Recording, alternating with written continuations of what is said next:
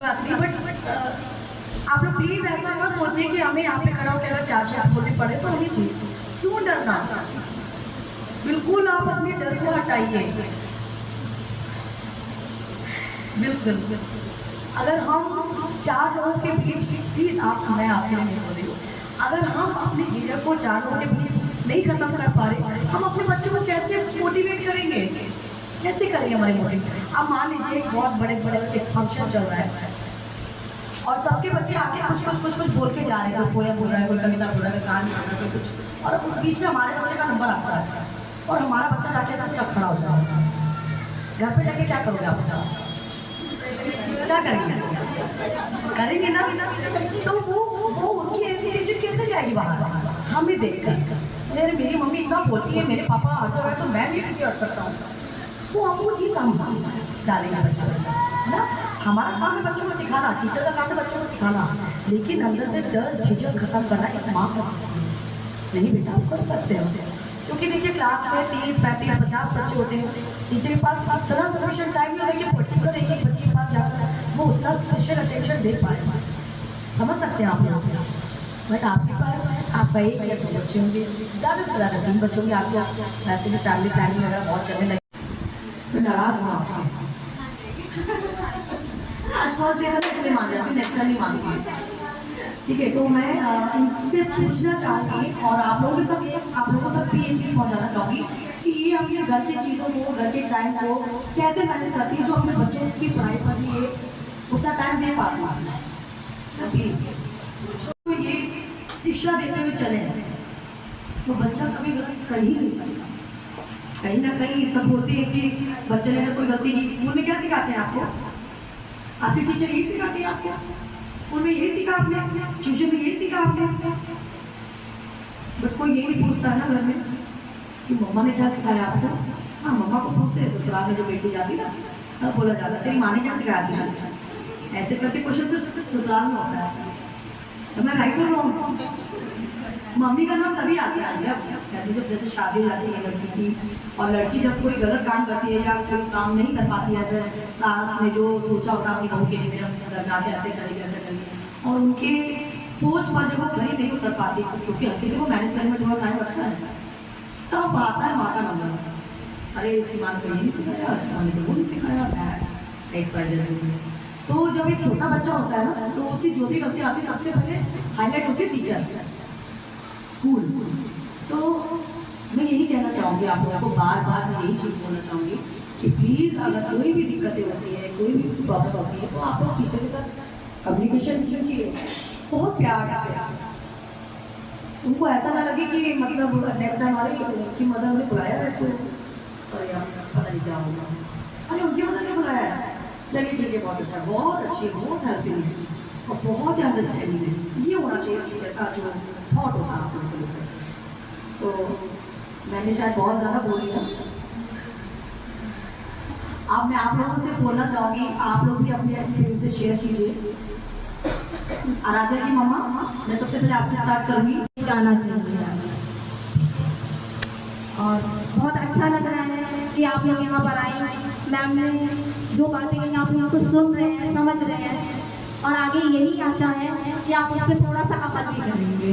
जैसे कुछ मदर है टाइम नहीं दे पा रही है बच्चों को, जो वर्किंग वुमेन है उनके लिए बोल रही, जो हाउस वाइफ है वो तो प्लीज़ आप दीजिए, बट जो वर्किंग है उनके लिए मेरा यही थोड़ा सा रिक्वेस्ट है कि आप प्लीज़ कैसे भी करिए 1 या 2 आवर कैसे भी करके बच्चों के लिए टाइम निकालिए, क्योंकि हम टीचर्स के पास बहुत सारे बच्चे होते हैं, एक नहीं होता है जो हम लोग को कम पूरी तरह से देख सके, ठीक है ना? टाइम शॉर्टेज होती है, सब्जेक्ट होते हैं, सारे सब्जेक्ट देखने पड़ते हैं, सब कुछ हमें मैनेज करना पड़ता है उसी टाइम पर।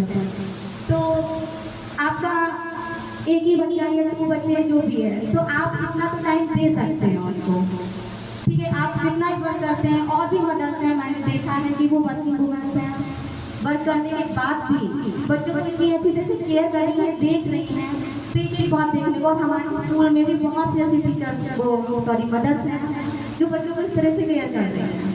तो आपसे प्लीज़ रिक्वेस्ट है कि आप थोड़ा सा ध्यान दीजिए, जैसे कि कुछ प्रॉब्लम्स आ रही हैं हम लोगों के साथ में, कि बच्चे का होमवर्क डायरी में भी हम लोग सेंड कर रहे हैं और प्लस ऑनलाइन भी जा रहा है कि आपको पता है।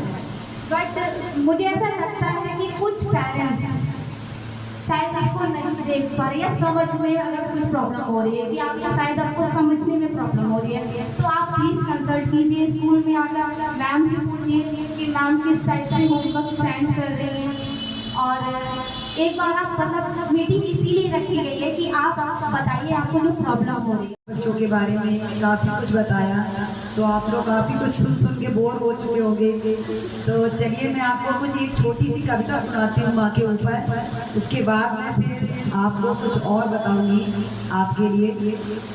मेरी माँ प्यारी माँ, मेरे दिल में रहती माँ, मेरी छोटी सी खुशी के लिए सब कुछ सह जाती माँ, हमारी हर मर्ज की दवा होती है माँ, कभी डांटती है तो कभी गले लगाती है माँ, हजारों रुपए सहती है माँ, फिर भी कुछ ना कहती है माँ, हमारे बच्चे फले फूले यही तो दुआ करती है माँ, सारी दुनिया में एक तो ही कमियों को नज़रअंदाज करती है माँ, मतलब के बगैर नहीं पूछता कोई हाल चाल भी माँ, तेरे सिवा किसी और को मेरी फिक्र होती है कहाँ, माँ की एक दुआ जिंदगी बना देती है, खुद रोती है मगर तुम्हें हंसा देती है, कभी भूल के भी ना माँ को रुलाना, एक छोटी सी गलती से पूरी दुनिया हिला देती है।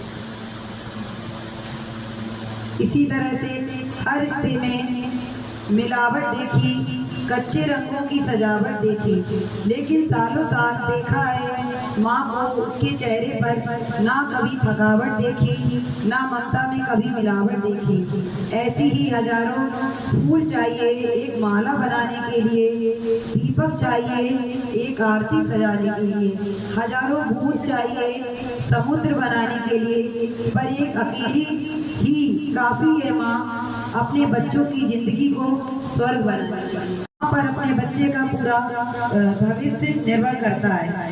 बच्चे तो बहुत मासूम होते हैं, उन्हें हम बचपन से जैसे सांचे में डालते हैं वो वैसे ही बनते जाते हैं।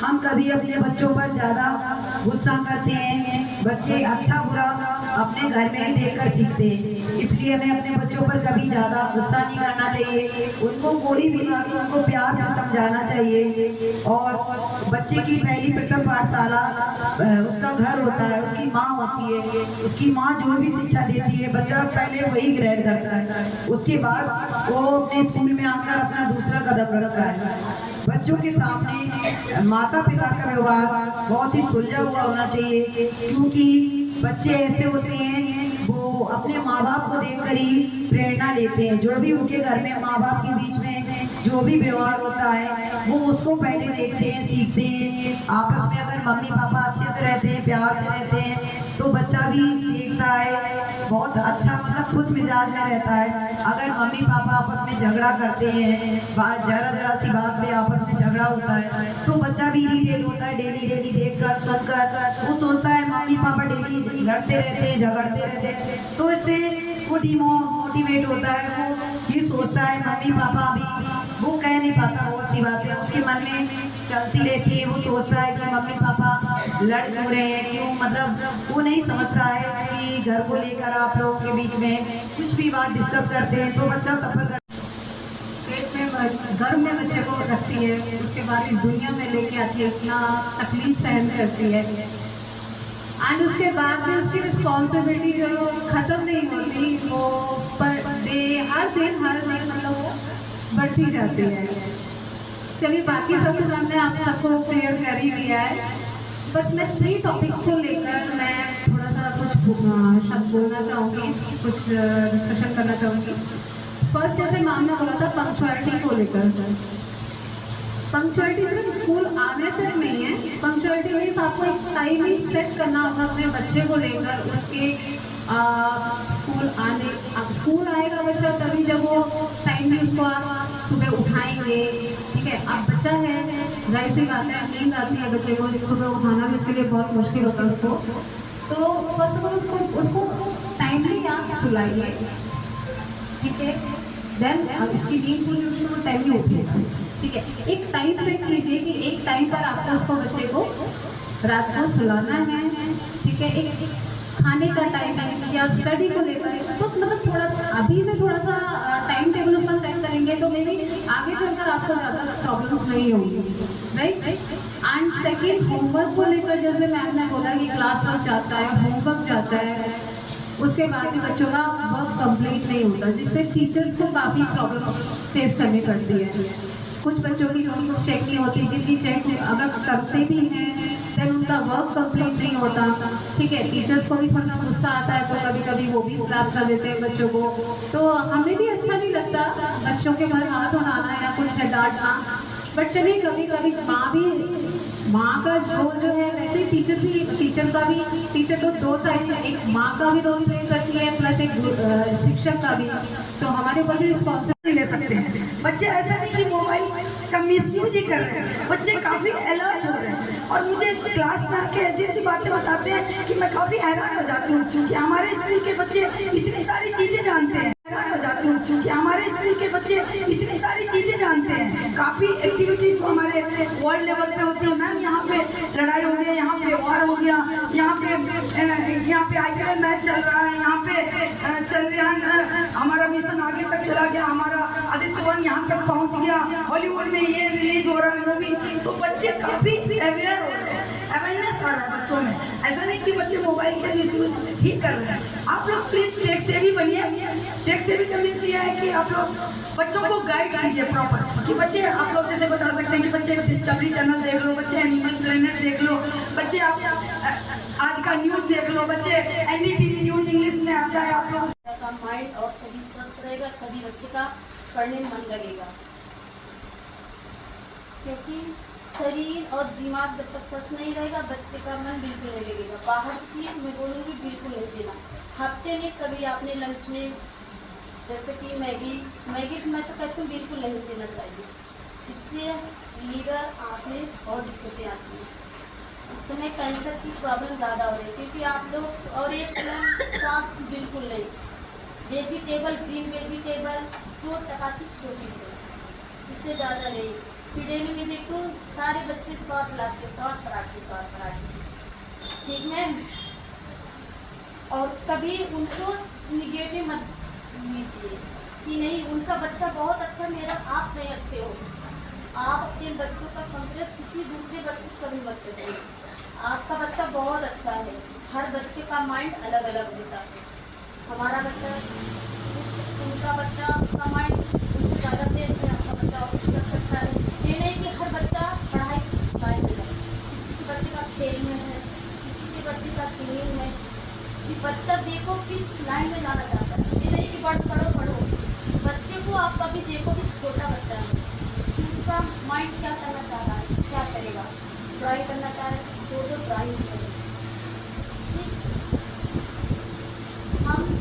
मैं माँ हूँ जो कि मेरी बेटी 2 साल की थी। सभी को मैम ने बताया है, सभी मेमों ने बता ही दिया है कि बच्चे के जीवन में माँ का क्या महत्व है। माँ का विशेष महत्व है। सबसे बड़ा योगदान तो माँ ही देती है बच्चों के जीवन में। अब मैं क्या कहूँ ज़्यादा, सब कुछ तो मेमों ने कह दिया है और आप सभी जानते हो। हाँ, माँ ही होती है जो हर अच्छे बुरे हालातों को समझते हुए भी अपने बच्चे को आगे बढ़ने के लिए मोटिवेट करती है, उसे प्रेरित करती है। पिताजी को पता नहीं होता है घर में क्या करना है, बच्चे को क्या पसंद है, क्या नहीं है, क्या पहनना है। हर परेशानियों का सामना किसको करना पड़ता है? माँ यानी मम्मी को। तो मैं यही कहूँगी आपसे, कैसा भी हालात हो, कुछ हालातों से ही है, चाहे वो अच्छे हों या बुरे हों, बच्चे भी इसका सामना करते हैं। तो मैं एक छोटी सी पंक्ति कहना चाहूँगी। हालात बुरे थे मगर अमीर बना कर रखती थी। हालात बुरे थे मगर अमीर बना कर रखती थी। हम गरीब थे ये हमारी माँ जानती। हम गरीब थे ये हमारी माँ जानती।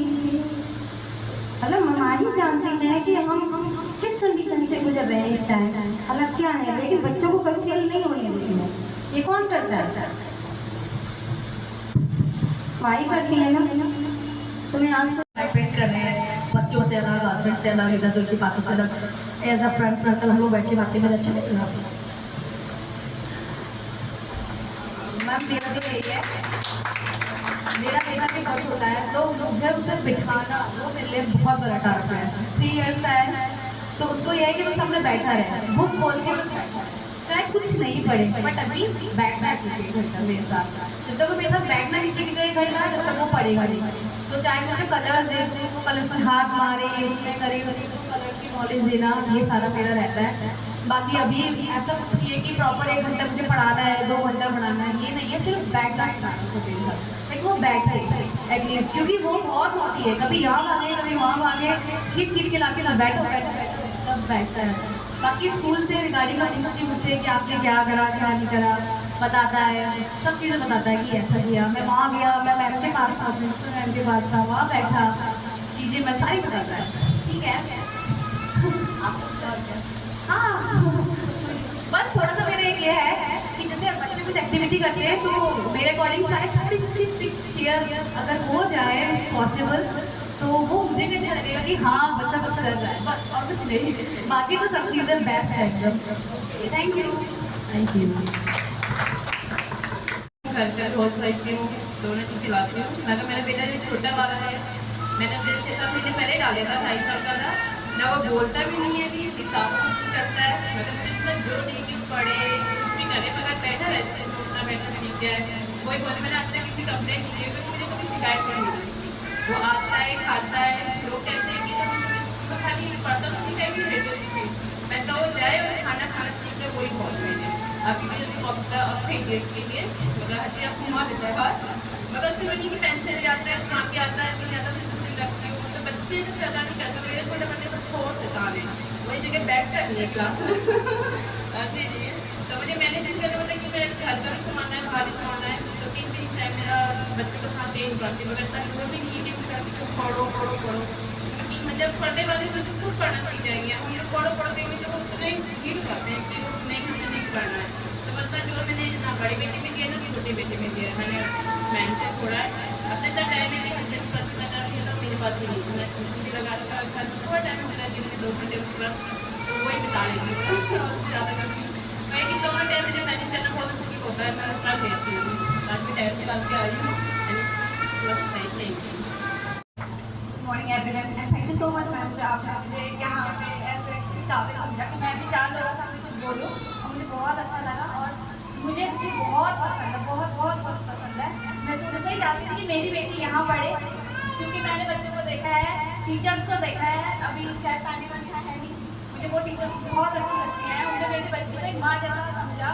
मेरी बेटी रोती थी, पूरे 1 साल मेरी बेटी रोई है और उन्होंने माँ की तरह में गले लगाया, कोई भी टीचर को नहीं कि उसे डांटा हो या वो प्यार से मैम मुझे हमेशा टीचर गोद में उठा के मैम उन्हें अंदर ले जाती है, मुझे बहुत अच्छा लगता है।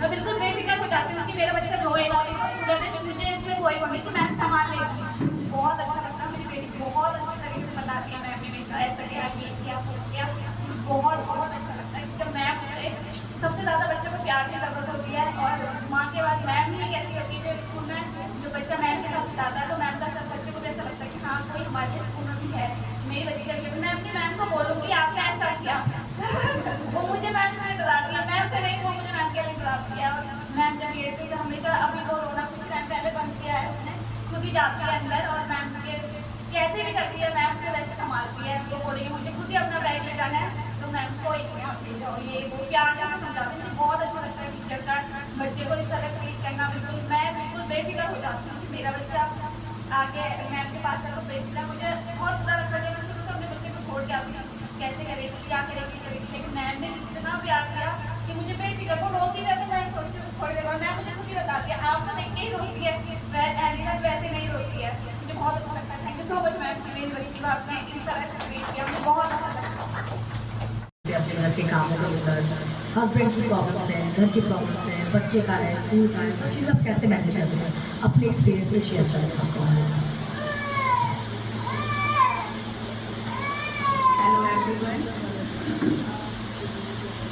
आज तो मैंने स्टार्टिंग से ही नहीं मैंने मैम के बारे में सुना कि मैम बहुत अच्छी है ये वो। तो फिर मेरा जो फर्स्ट बेटा है वो ग्लोबल इंटरनेशनल में पढ़ता है। उसके स्टार्टिंग से मतलब पहले मैंने न्यू लाइट में कराया उसका एडमिशन, लेकिन उसको कुछ नहीं आता था उस टाइम पे। तो मैंने मैम के बारे में सुना, मैं मैम के पास आई, मैं फिर उसको यहाँ पे कोचिंग कराई थी स्टार्टिंग से। मैं मैम को कोचिंग से जानती थी। मैंने फिर मैम ने मेरे बच्चे का मतलब स्टार्टिंग से उसको कैसे मैनेज करना है सब चीज़ें मैम ने बहुत अच्छे से किया। फिर मेरा छोटा बेटा हो गया, फिर मैम ने छोटे बेटे के लिए मैंने बोला कि स्टार्टिंग से मैं इसको यहीं पे कराता हूँ। तो अब नर्सरी से यहाँ पे 3 साल हो गए हैं उसको। वो मैम के पास है, वो मैम उसे बहुत अच्छे से हैंडल करती है सब चीज़ें। और मेरे बड़े बेटे को भी, जबकि वो दूसरे स्कूल से है, लेकिन मैम इसको 7 साल हो गए, 7-8 साल हो गए मैम के कॉन्टैक्ट से कोचिंग करना, उसको हर तरह से ट्रीट करना, सब चीज़ें मैम ने मेरा बहुत सहयोग किया, इसमें मेरी हेल्प की है। मैम से मैं थैंक यू बोलना चाहूँगी दिल से। मैम ने मेरा बहुत ज़्यादा हेल्प की है। कि आप सब लोग आए, लेकिन एक समय का मैं बहुत समय को पंक्चुअल हूँ, और मुझे जो समय के पंक्चुअल लोग होते हैं वो बहुत पसंद है, और जो लेट आते हैं वो मुझे बिल्कुल पसंद नहीं है। वो लोग बिल्कुल नहीं पसंद करती हूँ मैं उनको, सच में। ये मेरा घर में भी रूल्स है, मेरे ससुराल में भी रूल्स है, मेरे मायके में भी रूल्स है, मैं स्कूल में भी इसको फॉलो करती हूँ। मेरी एज इतनी हो गई हो, लेकिन मैं 7:30 से पहले, टीचर से पहले स्कूल पहुँचती हूँ। और इवनिंग में 6 o'clock यहाँ से अपने घर जाती हूँ। घर जाने के बाद मैं ट्यूशन पढ़ाती हूँ 9 o'clock तक। 9 o'clock तक मेरे घर में ट्यूशन चलता है, और वो ट्यूशन के बच्चे सिर्फ इसलिए मेरे से आते हैं मेरे यहाँ पढ़ने के लिए कि मैं लॉकडाउन से उन बच्चों को मैंने ही पढ़ाया, वो कभी स्कूल नहीं गए। फर्स्ट स्टेप, पहला स्कूल, पहली माँ मैं थी। बाद वो अच्छे स्कूल में पढ़ते हैं, बहुत अच्छे स्कूल में, बट वो कोचिंग मेरे पास पढ़ने आते हैं। बस इतनी रिक्वेस्ट है, नेक्स्ट टाइम से आप लोग प्लीज़ टाइम से आएँ। और जैसे मैंने अभी जूही मैम अभी है, ये जॉब करती है, इनकी बेटी आई थी, बड़ी बेटी है, समझदार है बहुत ज़्यादा। मैम हल्दीराम में जॉब करती हैं, तो मैंने मैम को हल्दीराम से बुलवाया यहाँ पर, क्योंकि एक बात बहुत एक स्पेशल डे है, बहुत अच्छा दिन है कि हमने माताओं को यहाँ बुलाया है। उनकी, क्योंकि माताएं बहुत ज़्यादा क्या बोलूँगी आपको कि एक घर को भी संभालती है, पति को भी संभालती है, बहुत खतरनाक पति भी होते हैं, बहुत ज़्यादा खतरनाक पति, तो उनको भी हैंडल करना होता है। और बच्चे भी बड़े खतरनाक होते हैं, ऐसे बात है कि बच्चे बहुत अच्छे होते हैं, उनको भी हैंडल करती है। तो माँ क्या है, एक माँ भगवान है, एक भगवान के रूप में माता को देखते हैं, और बच्चों को भी बताते हैं कि माता भगवान है, और हमें सबसे पहले अपनी माता का सम्मान करना है, ठीक है। तो मैंने मैम को बुलाया, मैडम बहुत जल्दी आ गई यहाँ से, सेक्टर 63 से आई थी। Initiative for social empowerment initiative क्या होता है, उसका दायित्व, ठीक है। तो राजनीति का सोशल एम्पावरमेंट, सामाजिक सशक्तिकरण, एम्पावरमेंट का मतलब होता है सशक्तिकरण, ठीक है। तो सामाजिक सशक्तिकरण के लिए राजनीति का प्रयास, ठीक है। जैसे आपका स्कूल है बेटा, ये भी एक सोशल एम्पावरमेंट ही है। अगर स्कूल ना हो तो हम लोग एजुकेट नहीं हो पाएंगे, समझ रहे हो आप। अगर स्कूल ना हो तो हम लोग एजुकेट नहीं हो पाएंगे। तो स्कूल भी एक एम्पावरमेंट ही कर रहा है, समाज के लिए सोशल एम्पावरमेंट स्कूल भी कर रहा है। उसी तरीके से हम एक एम्पावरमेंट कर रहे हैं कि हम सोशल एम्पावरमेंट कर रहे हैं कि हमारे समाज में जितने यहाँ बच्चे रहते हैं, अगर उन्हें कहीं भी कुछ प्रॉब्लम है, जैसे अब बहुत सारी फैमिलीज ऐसी होती है, बड़ी फैमिली है जो भी है ना, वहाँ पे क्या होता है कि इनकम कम है तो बच्चों को एक्स्ट्रा कोर्सेज नहीं करवा पाते हैं, है ना। तो हमारी जो ये जगह है राइज, ठीक है, यहाँ पे हम